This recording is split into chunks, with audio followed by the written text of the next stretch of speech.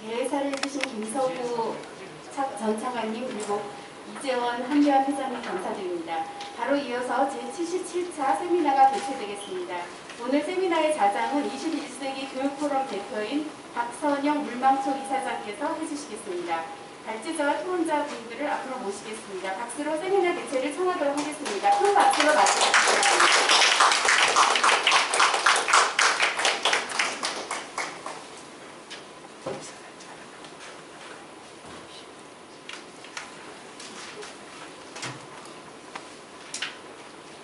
김규태 기자님 그리고 이산 선생님도 앞으로 나오셔서 자리해 주시면 좋겠습니다.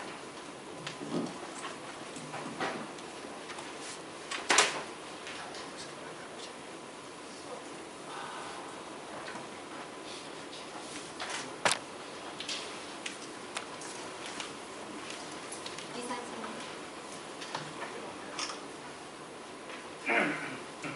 네, 인사드리겠습니다. 저 물망초 이사장을 하고 있고요. 21세기 교육포럼 대표를 하고 있습니다. 박선영입니다.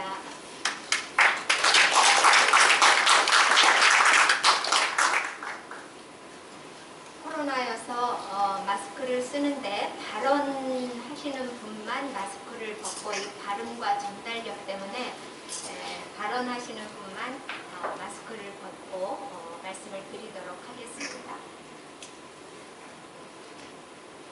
태풍 대비를 그래도 잘해서 큰 예상했던 것만큼의 문제는 야기하지 않고 지나간 것 같습니다. 인명 피해는 좀 있었지만 그리고 또 명절을 앞두고 있어서 다들 바쁘실 텐데 이렇게 많이 참석해 주셔서 감사합니다. 저희가 긴급 현안 세미나를 준비하면서 장소 잡기도 힘들었고요. 발제자, 토론자 모시기도 참 여러 가지로 힘이 들었습니다. 그래도 여러분들이 합심하셔서 이렇게 좋은 자리 만들 수 있게 되어 감사하게 생각을 합니다. 교과서 문제.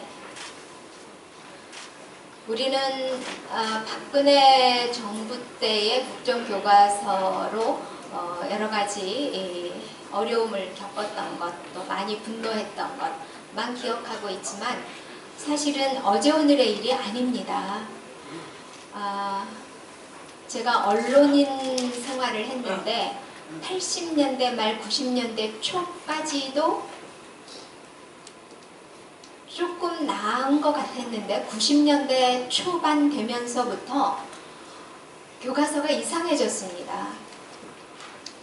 우리는 DJ 정권 이후부터라고 생각하지만 사실은 그 전부터 비판적 사고 교육을 시켜야 한다고 하면서 팩트보다는 비판에 가중된 그런 교과서들이 고등학교부터 나오기 시작을 했습니다. 그래서 팩트는 가르치지 않고 역사는 가르치지 않고 그것을 비판하는 내용이 90년대 초부터 고등학교 교과서, 특히 사회교과서에 나오기 시작을 하더니 요즘 최근에 주요 언론들을 중심으로 나오고 있는 기사들은 주로 초등학교 교과서 사회 부분만 말씀을 드리고 있고 기사화가 되고 있지만 사실은 사회교과서만이 아니라 국어, 사회, 도덕, 곧 중고등학교로 올라가면은 보건교과서까지 교과서가 총체적으로 문제를 야기하고 있습니다. 오늘 우리 교과서가 왜 이렇게 되었는지 그 역사와 대책을 중심으로 해서 5시까지 세미나를 이어가도록 하겠습니다. 대학교가 개강을 해서 발제자 모시기 참 힘들었는데요. 오늘 홍우조 교수님이 4시 수업이 또 있으셔서 도중에 3시 반쯤에 나가셔야 되고 저 양일국 토론자님은 지금 수업 끝나고 오고 계시는 중입니다.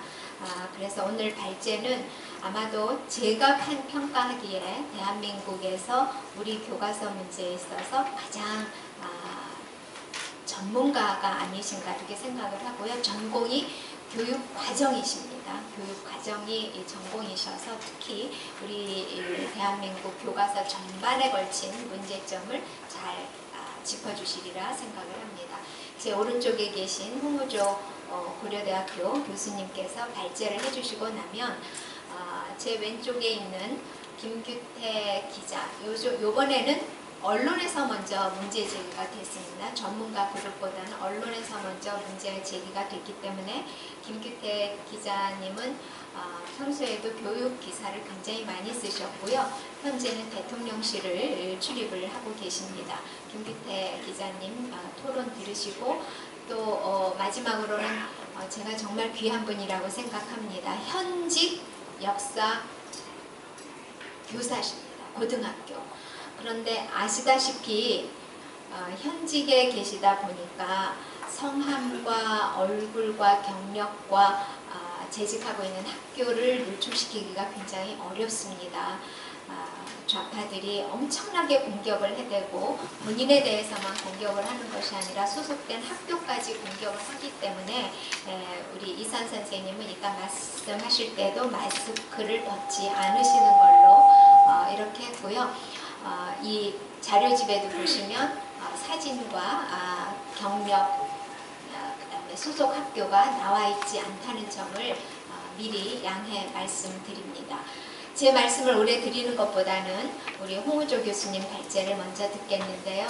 우리 홍우조 교수님께서는 물망초가 이 초등학교 사회 교과서를 발간하려고 사실은 몇 년 동안 교과서 작업을 했었습니다. 그런데 이게 교과서 하나 내는 게요, 수십억이 듭니다. 그래서 결국은 저희가 돈 문제로 이걸 내지 못하고 수정본까지 다 가지고 있고 현직 교사 선생님들의 감수까지 다 거쳤는데도 저희가 편해지는 못했는데 우리 홍우조 교수님의 발제를 듣도록 하겠습니다. 큰 박수 보내주시면 감사하겠습니다.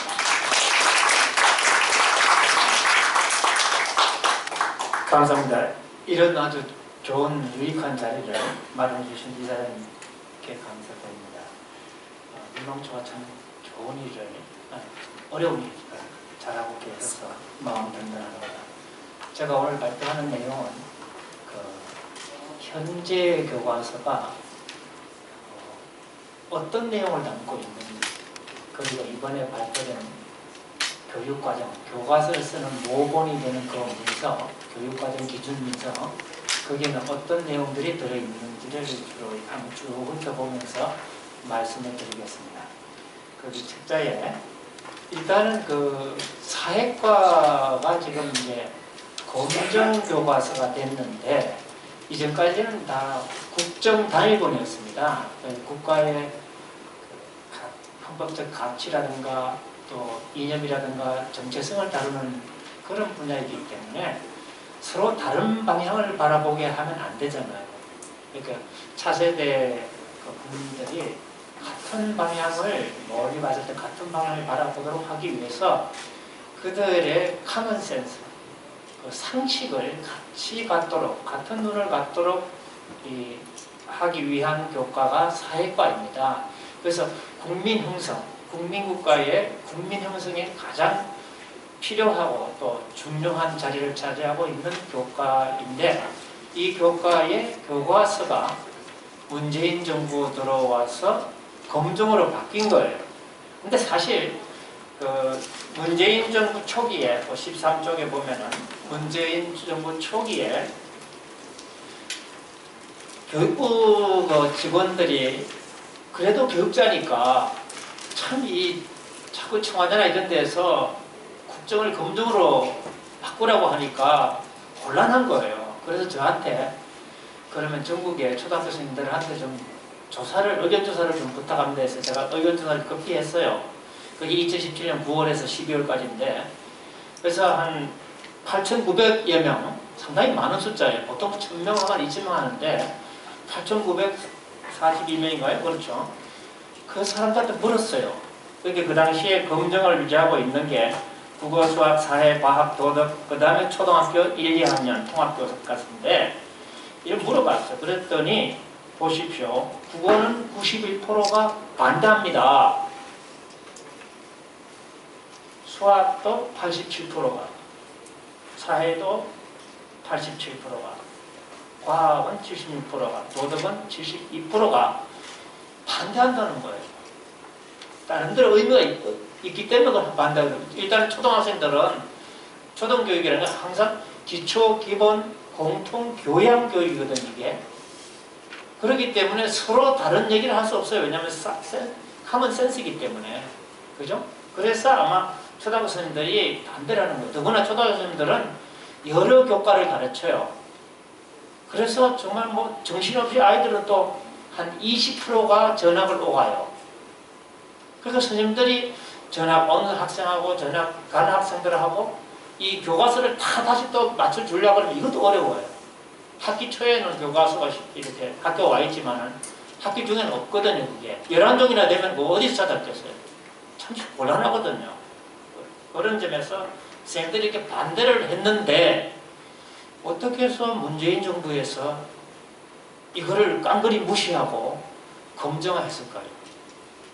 제가 보기엔 문재인 정부의 지지 기반이었던 소위 그들 세력에게 돈 벌 기회를 준 거예요. 이게 경제적으로 상당히 중요한 그 이권이 달려있는 일이거든요.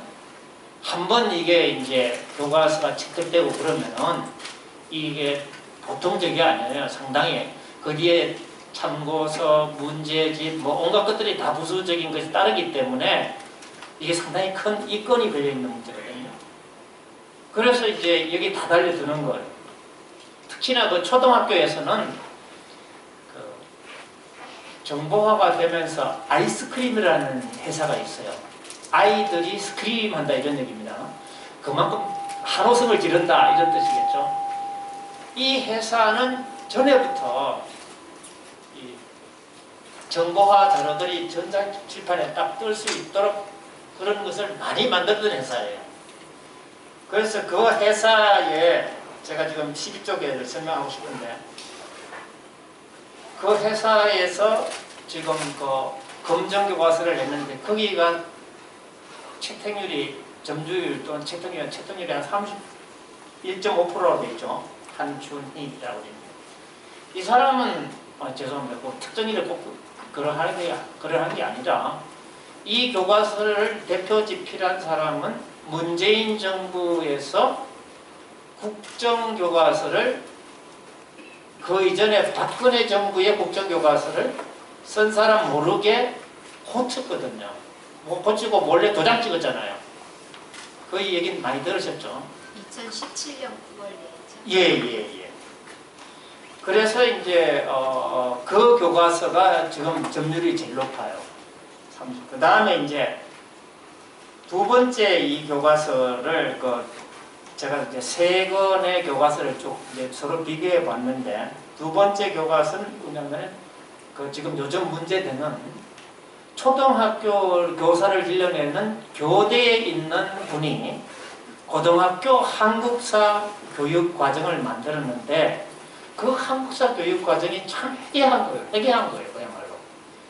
왜냐하면은 일단은 조선시대까지 개항 전까지 이 2000년 또는 뭐 5000년 역사라고 얘기하는데 그것은 비중을 16%밖에 안 주고 그리고 그 나머지 이후에 150년을 비중을 84%를 준 거예요. 그러면 그 이전의 역사는 왜 안 주냐? 북한식으로 말하면 그건 봉건제에 해당되기 때문에 북한은 그걸 10%도 안 가르쳐요. 딱 북한식이거든요. 그리고 우리가 근현대사를 나눌 때 보통 해방이라든가 건국을 중심으로 나누잖아요. 근데 이 사람은 뭘로 나누냐 하면은 1937년으로 나눴어요. 도대체 일제시대 때를 그렇게 또 나누는 사람도 좀 이상한 사람이죠. 일제시대를. 그때 37년이 뭐냐 하면은 자기들 말은 중일전쟁이래. 아까 우리 김 차관이 말씀한 걸 얘기하면은 김일성의 보천보 전투죠.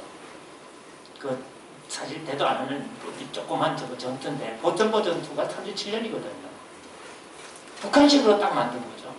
그리고 이 사람은 책을 내가 보니까요. 떡풀이를 해놨는데 자유를 당연히 안 쓰고 자유를 제멋대로 하는 이런 방종으로 써놨더라고요. 자유를. 근데 우리가 말하는 자유민주주의라는 것은 우리 뭐 이사장님도 법학을 하시면 잘 아시면 법철학적 개념이거든요. 각 주체 개인 뭐 개인일 수도 있고 가게일 수도 있고 기업일 수도 있고 단체일 수도 있고 국가일 수도 있고 기관일 수도 있고 그런 주체들이 자기에게 가장 중요한 일이나 그 사안에 대해서 남의 권리를 자유를 방해하지도 않으면서 또 남으로부터 간섭도 받지 않으면서 스스로 결정할 수 있는 여지가 그게 자유거든요. 이 자유라는 게 상당히 심각한 개념이거든요. 그렇게 우리가 자유가 얼마나 중요하면 남과 북을 가르고 자유진영과 공산진영을 나누겠습니까? 자유가 얼마나 소중하면 다 피난민이 1000만 명이 내려오고 또 얼마나 중요하면 줄줄이 탈북민이 생기겠습니까? 자유가 그만큼 소중한 거거든요. 근데 이 사람은 그걸 가지고 북한식으로 자유는 안 좋다라는 식으로 해서 제멋대로 하는 것 이런 식으로 교과서에 떡풀이 해놨어요. 더구나 제가 이 저자를 꼭 뭐 들어간 게 참 이상하다 싶은 건 뭐냐 하면은 국민의 의무를 우리가 어릴 때 배울 때는 보통 4대 의무를 얘기하잖아요. 교육, 국방, 납세, 뭐 근로. 거기다 요즘 와서는 이제 한계 중요하니까 환경 보존의 의무가 5대 의무로 들어가긴 해요. 근데 이 사람은 또 뭘 넣느냐면 의무를 이렇게 하면서 6가지를 이렇게 정리하면서 제일 첫 번째를 뭘 넣냐면은 공공복리에 맞게 재산권을 행사해야 할 의무. 이거를 제일 첫 번째 나왔어요. 뭔 얘기냐? 사유재산을 부정하는 거잖아요. 이게 있을 수 있어요? 이렇게 헌법적 가치를 어기게 되면은 원래 교과서로 못 나오는 겁니다, 이거. 교과서 나오면 안 돼요, 이런 것들이. 공공복리에 맞게 재산권을 행사할 의무를 첫 번째로 주더라고요. 사유재산을 부정하는 거 아니에요? 이게 우리나라에서 맞는 거예요. 그런데 이런 교과서가 지금 시중에 학교의 교실이 좀 깔려 있어요. 아주 팬시합니다. 교과서는. 아주 뭐 이 천재라는 회사에서 2개를 만들었어요. 천재교육에서 하나 만들고 천재교과서에서 하나 만들었어요. 근데 천재교과서를 만드는 사람은 지난 박근혜 정부에서 국정교과서를 대표 집필하신 분이에요. 근데 이분 교과서는 한 10년, 15년 전 누리끼리하게 만들고 이 사람 거, 고등학교 한국사 같은 이 사람 거는 아주 팬시하게 만들었어요. 그러면 교사들이 뭘 선택하겠어요? 당연히. 그게 지금 이 사람 등률이 높잖아요. 지금 이런 실제 우리나라 그러니까 거의 대부분이 이 교사 예란팀의 거의 대부분이 상당히 좌편향되었고 또 우측 자유민주 인사를 하더라도 검증 기준을 거슬릴 수 없어갖고 자유 빼고 대한민국 건국도 이 정부 수립으로 격화시키고 이렇게 할 수밖에 없는 입장인 것 같아요. 어쨌든 저기 조금 더 내용을 좀 보면은요, 우리가 검정교과서 그러면 흔히 뭐 열한정이라 이거 참 다양하고 좀 다채롭고 좋구나 이렇게 생각하잖아요. 그런데 학생 입장에서 보면은 그 중에 하나를 배우는 거예요. 그러니까 국가 전체적으로 이게 국정을 통해서 만드는 것에 비해서 그 뒷필자들이 어떤 성향의 사람들이냐에 따라서 그 교과서는 편파적일 수밖에 없잖아요. 특수할 수밖에 없다고. 그러니까 우리가 검정교과서는 다양하다라는 말에 속아 넘어가면 안 돼요. 그거는 기준이 같을 때 얘기지. 지금처럼 이런 식으로 느슨하게 자유민주주의면 어떠냐, 대한민국이 건국했으면 어떻고 대한민국이 정부 수립했으면 어떠냐라는 식으로 느슨하게 이렇게 하는 세상에서는 사실은 어떻게 보면은 그러한 것들이 교과서가 편파적으로 좌편향적으로 만들어질 수밖에 없는 그런 부분이 있다는 겁니다. 지금 이제 세계에 이렇게 아까 얘기했듯이 문재인 정부에서 국정교과서를 대표 집필한 사람, 박근혜 정부에서 대표 집필한 사람, 그리고 이번에 새로 검정교과서에 들어와서 제일 많은 채택률을 보이는 사람의 이 세 건을 이렇게 비교해 봤어요. 그랬더니 인물도 서로 다르고 같은 것도 있지만 서로 다르다니까 인물이. 초등학교 교과서는 아시다시피 우리 어릴 때 위인전이나 영웅전 이런 걸 많이 읽잖아요. 왜? 나도 이런 사람을 본받아서 이런 꿈을 키우기 위해서 초등교육은 그렇다는 거거든요. 근데 이 초등교육에서 누구는 넣고 누구는 빼고 이걸 하는 것들도 이게 상식이 되잖아요. 어릴 때는 또 막 우리가 잘 외워지고 그러니까. 이쪽에 또 보세요. 거기 보면은 사건이나 제도나 업적도 또 다 달라요. 교과서마다. 다 달라요. 그 다음에 그 밑에도 정치 발전을 언급했을 때 정치 발전이 뭐냐라는 것도 다 달라요.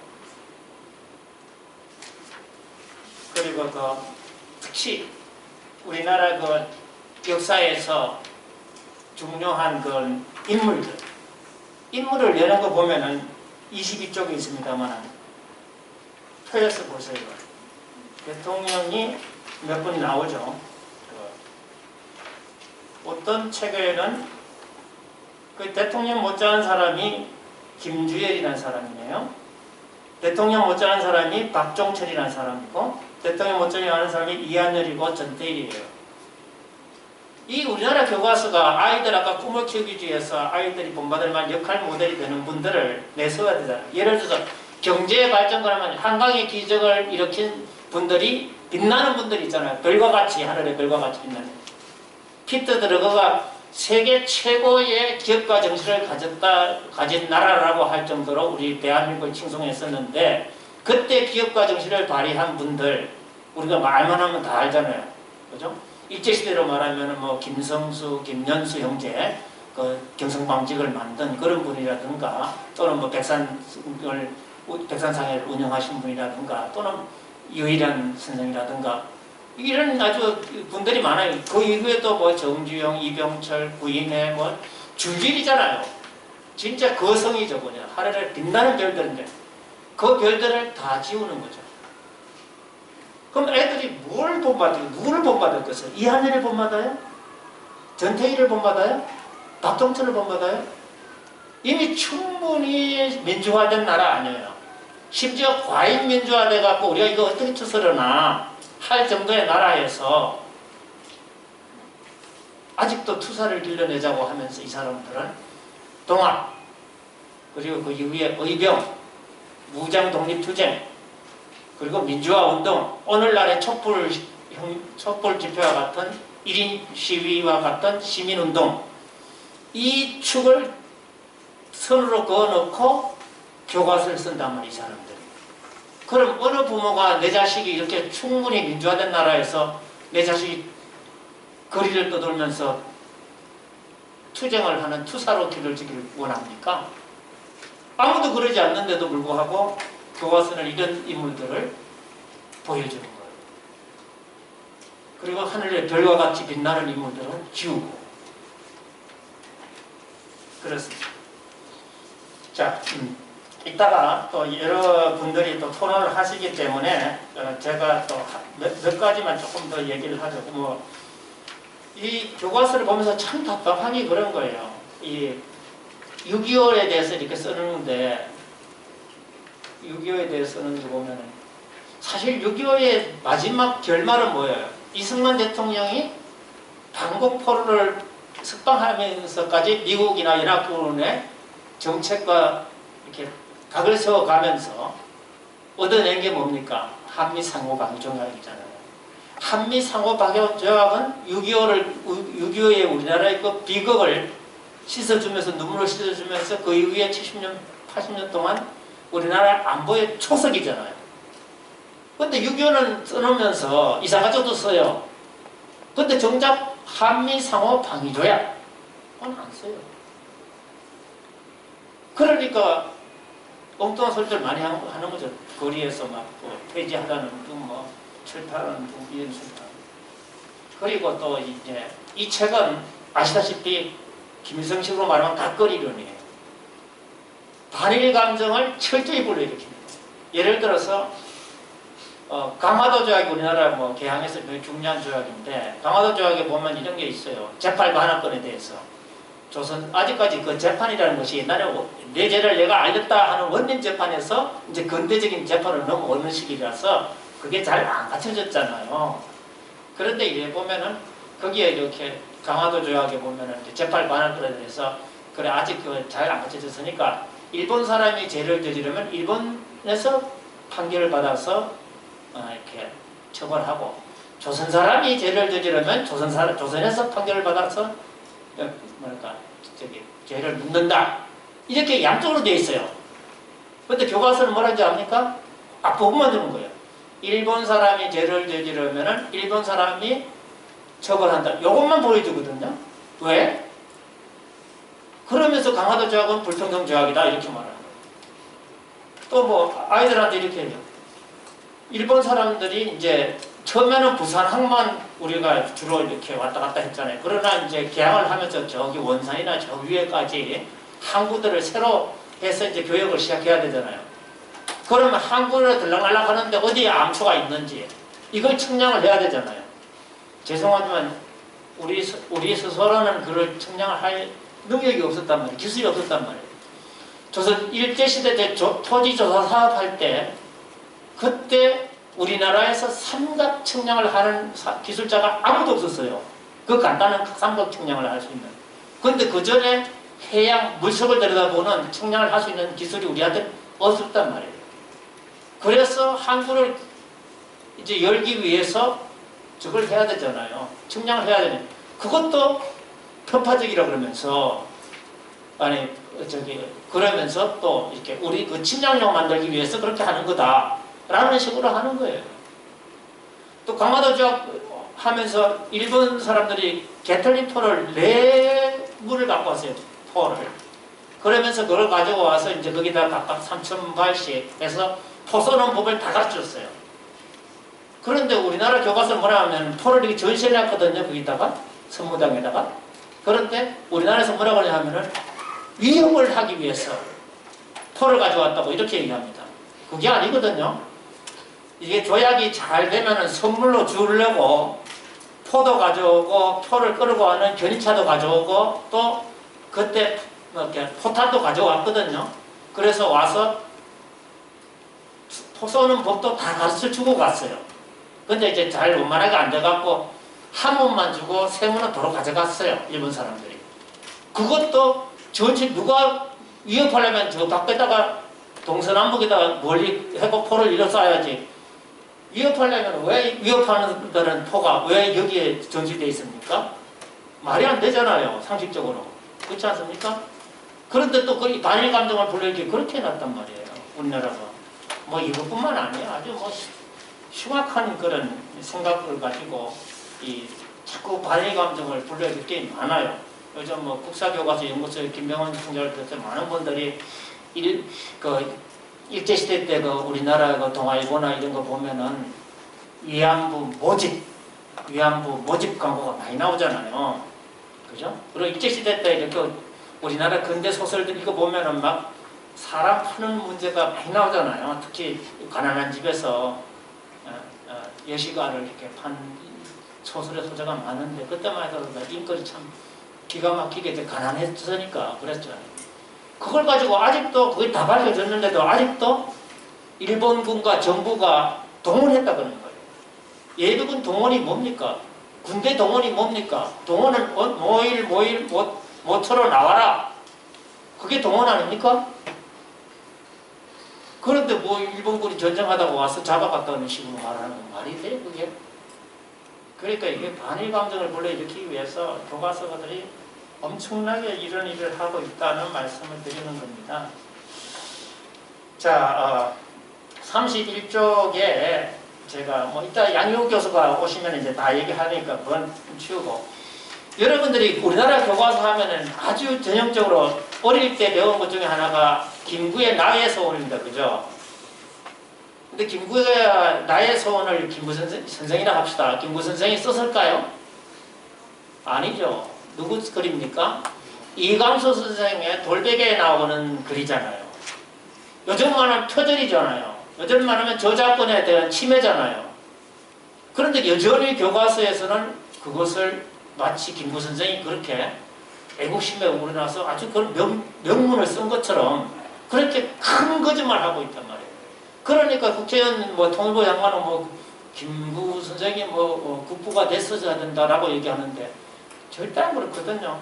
그런 점에서 아직도 이런 일들이 많이 하고요. 또 한 가지 교과서에 상투적으로 나오는 게 있어요. 하나는 이승만 대통령의 정업 발언, 그리고 나중에 김구 선생의 삼바선을 베고 죽을지언정 하는 삼바선 관련 발언이 있어요. 두 발언을 두고 하면서 누가 더 애국자인가 이런 식으로 말하는. 그게 말이 됩니까? 상호 비교도 안 되지만 그 앞에 그 전제가 뭡니까?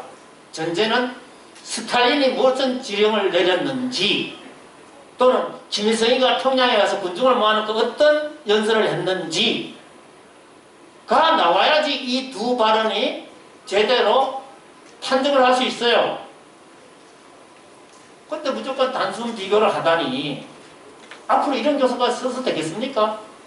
스탈린의 지령이라든가 김일성의 연설이 나오고 난 뒤에 우리 이승만 대통령의 정업 발언이라든가 김구의 삼바선 발언이 나와야 그래야지 아이들이 정확한 판단을 하죠.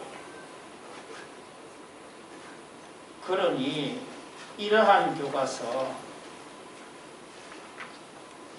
다른 얘기 안 하겠습니다. 저는 다시 할 수만 있으면 국정으로 돌려야 된다고 보고요.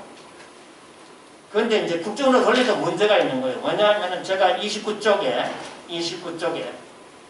29쪽에 뭐라고 썼냐 하면은 초등학교, 중학교 교육에서 이렇게 등장하는 내용이나 지식들은 대부분 상식입니다.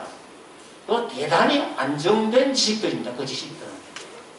대학하고 다릅니다. 그죠? 변화하는 대학원생들의 지식하고 다르거든요.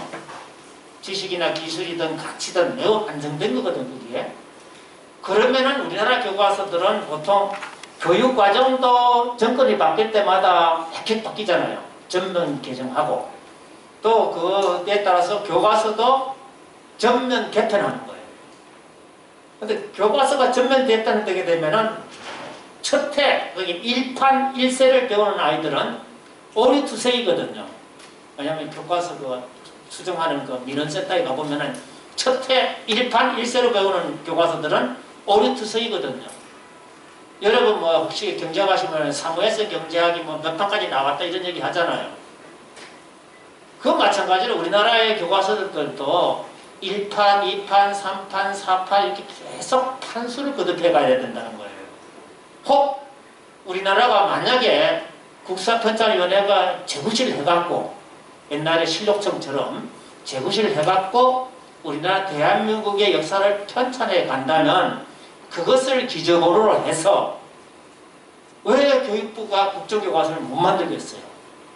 혹 만들어서 비난을 받으면은 그러면은 내년에 또 수정할 때 2판으로 고쳐서 3판으로 수정하면 되거든요. 그리고 혹시 쟁점으로 서로 다툰다. 위안부가 동원됐냐 모집됐냐 그건 나란히 보여줘야 되는 거예요. 나란히. 그렇잖아요. 그죠? 교과서를 그렇게 만들어야 되는데 그래서 판수를 거듭하고 판세를 거듭해가고 누적해가는 그런 교과서가 되면은 아무리 국정교과서가 문제가 있다, 못났다 하더라도 못났다 하더라도 제가 보기에는 판수를 거듭하게 되면 10년 후에 20판 되고 30판 되면은 국민의 사랑을 받는 그런 교과서가 저는 될 줄로 믿습니다. 그렇습니다. 자, 마무리하겠습니다. 거기 보면은 수학이나 국어나 사회나 과학, 도덕 이런 것처럼 판수를 거듭해 간다.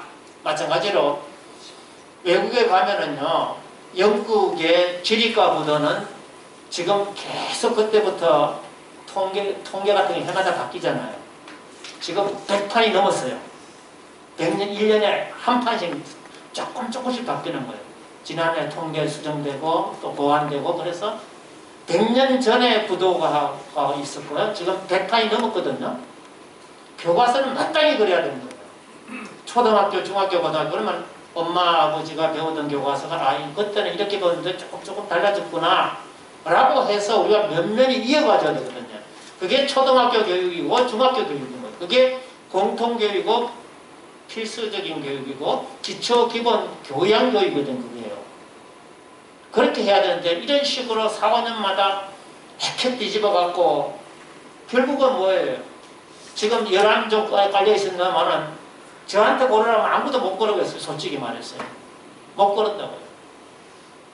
가정집에서도 수건하고 행주하고 걸레는 따로 씁니다. 걸레 빨아서 쓰겠습니까? 행주로, 수건으로 판단은 여러분께 맡기겠습니다. 감사합니다.